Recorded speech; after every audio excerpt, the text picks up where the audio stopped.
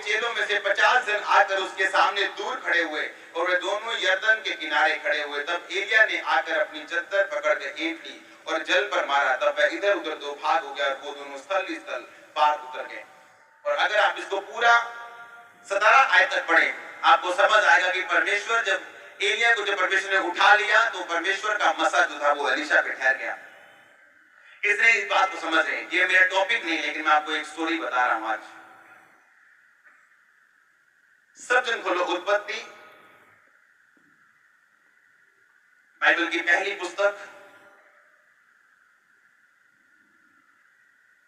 उसकी 18, उसकी 1 आयत में पढ़ूंगा।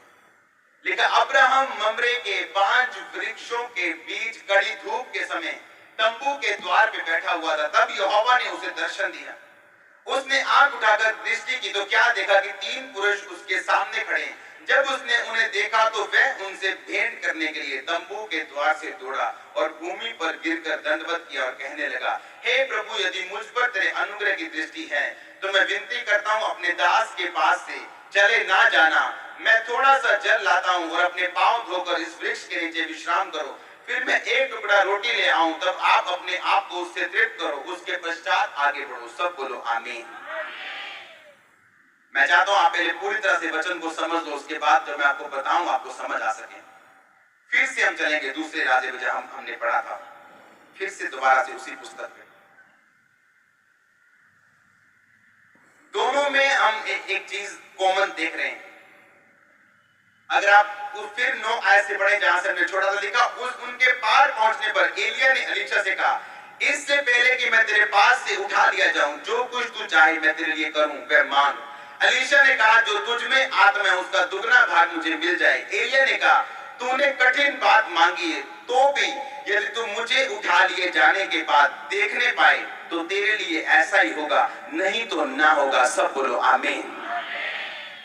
आपने बाइबल में ध्यान से पढ़ा, अब्राहम को परमेश्वर ने जब बुलाया था वो कितने साल का था? 75 साल का। कितने साल का? 75 इयर्स का। और बाइबल बताती है जब परमेश्वर ने कहा कि अब्राहम अपना सब कुछ छोड़ के उस देश में चला जा जो मैं तुझे दिखा रहा हूं, लिखा, अब्राहम अपना सब कुछ छोड़ के चला गया परमेश्वर के सामने। हाँ या ना? और परमेश्वर ने उसे कहा था, मैं तेरा निज वंश तुझे दूंगा, तेरा वंश मैं तुझे दूंगा।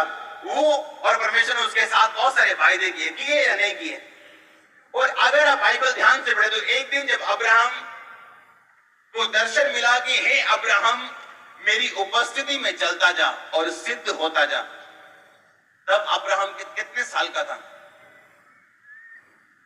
अगर आप बाइबल पढ़ते हैं आपको तब समझ